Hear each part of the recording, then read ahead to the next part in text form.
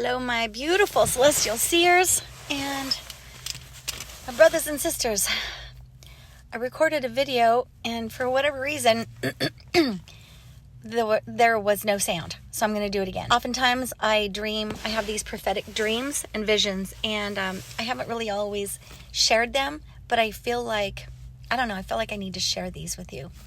So, quick story, I lost a couple of really, really good friends of mine. They were like brothers to me. I traveled with them musically. I sang, so I traveled with them musically for about 26 years. And a couple years ago, one of them passed away. And then about a few months ago, another one passed away. Another one of my dear, dear friends passed away. Now, I'm a psychic medium, so I did see both of them. I have spoken to both of them. I've received messages from both of them. But I also have lucid dreams. So you can see your loved ones in many ways. You can feel them, you can sense them, they can leave you things to let you know that they're around you, and you can also have dreams about them. Generally, visitation dreams are very lucid, and you're able to see everything, their skin, their smile, whatever, the surroundings, everything about the dream, you will be able to see very clearly, including colors. So my first prophetic dream was in June of 2024, this last year. It happened shortly after my second dear friend passed away. And I walk into a room and I see my first friend, the first friend that passed away. And I said, "Hey, what are you doing here? I thought you left." And he kind of laughed because, I don't know, for some reason I forgot in my dream that I can see them. And he said, "Well, guess who's here?" he said. And he pointed over to the couch. There was a couch next to him. And it was my second friend who I just lost a few months ago. I went, "Oh man, this is awesome. I miss you guys so much." And I got up and I walked down a couple steps, and he got up and he hugged me. And I didn't recognize him at first because he was sporting this really nice afro. And I was like, I don't remember him wearing a fro ever. Later on, his wife confirmed that she does indeed have a picture of him sporting this really nice fro. I suppose back in the 70s or 80s. But either way, I was really happy to see them. I sat next to my friend that passed away a couple years ago, and I gave him a hug, and I was so happy to be with him. And I said, "Well, wait a minute. What year is this?" He said, "It's November." And I said, "No, what year is it?" He said, "It's 2023. I was thinking it's 2024. And then Scooter, I said his name, dang. Anyway, you probably won't recognize his name. He said to me, "Yeah, in a year from now, things are going to change. The world as we know it is going to end, and it's not good." Now, he wasn't a conspiracy theorist, but he was kind of a historian, and he would follow different historians and presidents, and just he would study a lot of different things, near-death experiences, and he was very broad in his studies as far as life, the afterlife, and he would always say history repeats itself, So I was thinking, he said it was November 2023, and he said something horrible was going to happen in 2024. Well, I'm not going to say how I feel about, I don't know, should I or should I not express how I really feel about the way things turned out politically.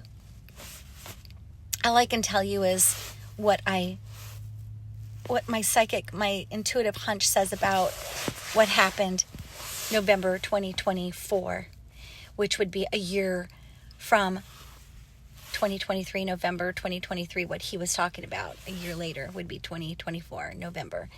And things did turn out a lot different than people had thought they would. a lot of people were happy about it. A lot of people were really unhappy about it. Personally, I had a really bad feeling. I had the same feeling I had when Bush became president. When I went to sleep, it was Gore. When I woke up, it was Bush. And I knew something horrific was going to happen on his watch, and it did. It was 9/11.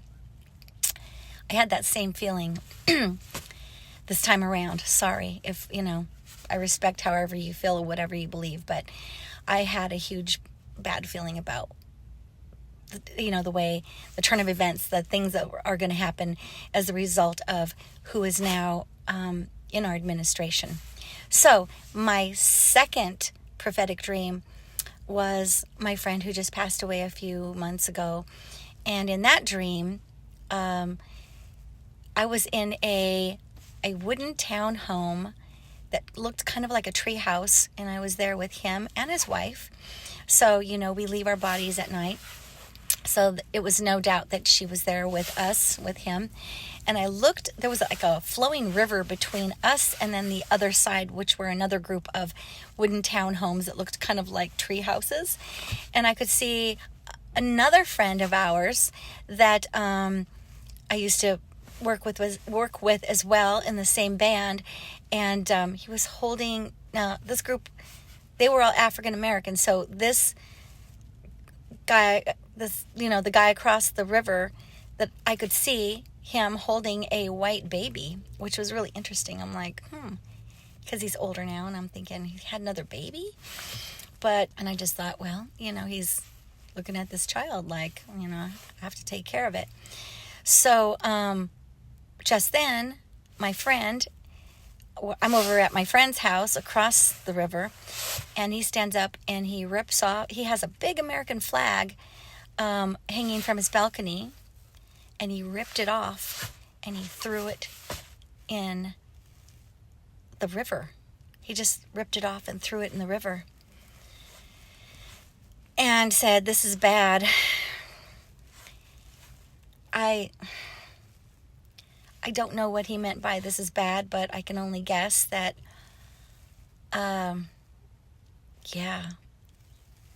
America as we know it will be washed down a river and forsaken, and there is no longer any loyal or dedicated individuals who are actually, have our best interest at heart. I don't know. I'm just guessing. I didn't have a good feeling about it. I was surprised that he did that. It was very significant. It was a very direct message to me regarding things to come. And you can take it however you want to. If you are interested in political psychic mediums, I follow Linda G. the Comanche. She's amazing. She's very gifted. You can follow her, and then she has some really wonderful gifted psychic mediums on her show as well. I try to stay out of politics, and I just try to focus more on what we can do, the healing aspect of it all. She does as well, but I try not to get distracted, and that's what I'm going to tell you right now. Don't get distracted. Keep your eyes and ears open. To be forewarned is to be forearmed, but don't be distracted, family. The best thing you can do right now is send light and love to the planet. I do meditations to cover the entire planet. I do meditations I send light and love, white light, pink light, to cover our entire planet. I work with angels. I work a lot with angels because I can see my angels. So don't become distracted. Stay focused, and stay focused on what it is that you want to accomplish, what you would like to achieve, and above all, try not to allow yourself to get pulled into that energy of hate or anger. We cannot heal anything with a heart full of hate. We can only heal with a heart full of love. We are individual people. We are as unique as snowflakes. Each of us are just absolutely, unique and individual. And that's what makes us so unique as human beings, that we have the right to think and believe how we want to. So remember to stay focused on what you want, not what you don't want. Remember that everything around you is a manifestation of your thinking and perception on some level or another. And try to keep your thoughts as clean and clear as possible.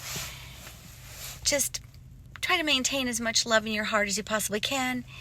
And no matter how challenging or difficult people are around you, try to see them the way God sees them, with unconditional love in your hearts. All I can say is there are some people you can love close up, and some people you have to love from afar, and that's okay too. Just love.